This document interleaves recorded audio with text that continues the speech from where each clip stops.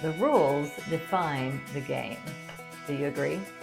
I'm MindyAudlin. Welcome to chapter 14 of our What If It All Goes Right book club, playing by the rules. So a few years ago, my daughter and I were on an epic road trip across the country, and it was early on day 2 when I noticed she started getting a little bit fidgety, maybe a little bored.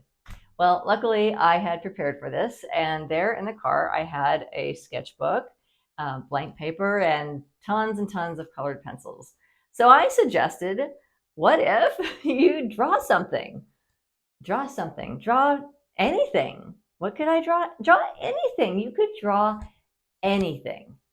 And sometimes I think there's something about when it can be anything, it can be a little overwhelming, because sometimes when you have unlimited options, what ends up happening is we get paralyzed and we end up choosing none of them.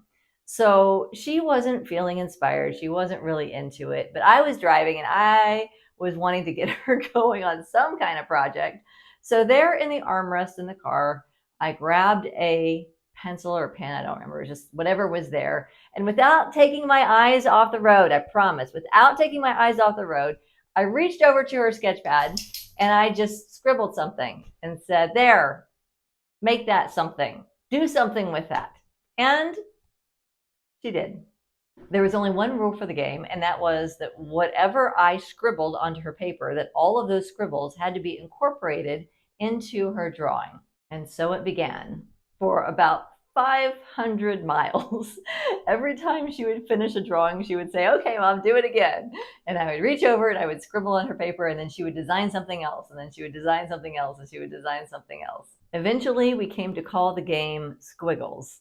And for months, whenever she was bored, she would come to me, whatever I was doing, and say, Mom, just squiggle something on my paper. And then she would go off and turn it into a magnificent, imaginative work of art.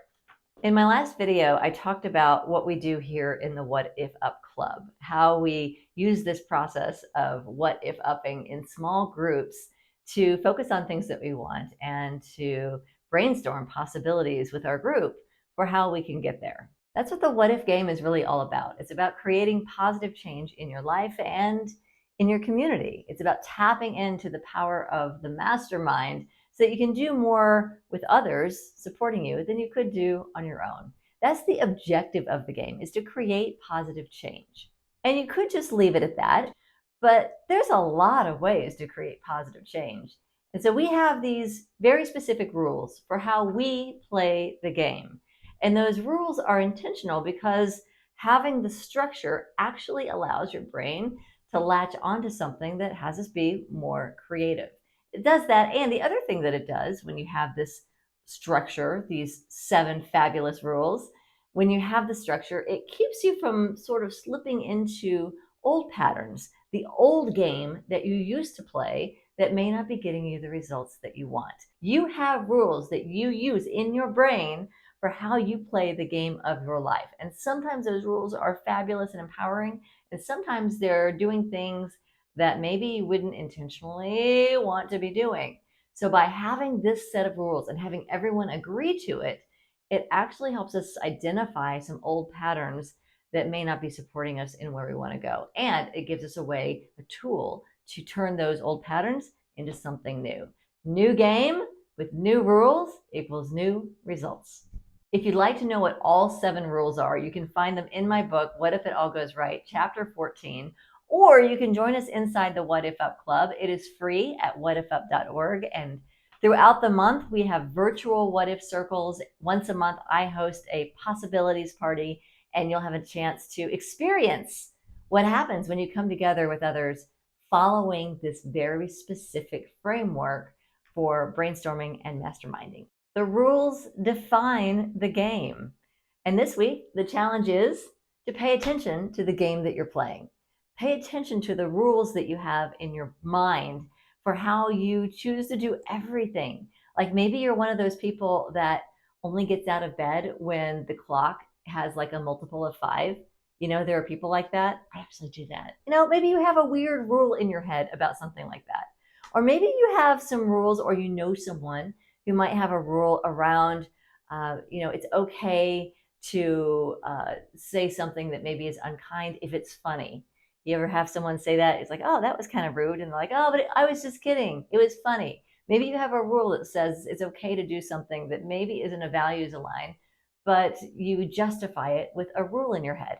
Or maybe you have rules about, if I'm good today or if I do my exercise, then I get to reward myself in a certain way. You know what I'm talking about? Those rules that we have for how we play the game of life. What is the game that you are playing? And how do those squiggly little rules impact your reality? What if you could play a new game? What if you could play a game that fills your heart with hope? What if you could play a game that builds connection in your life? What if you could play a new game that actually creates a better world for yourself and for others? Maybe, just maybe, if you did, you could create something as magical and wonderful as this, or this, or this, or maybe even this. What will you create this week? Thank you for being part of our What If It All Goes Right book club. Remember to like, to subscribe, to share, and of course to join us at WhatIfUP.org. We look forward to hearing from you inside the community this week as we take on our challenge, paying attention to the rules that we're playing by. And what if we were to shift those rules just a little? Game on. I'll see you there.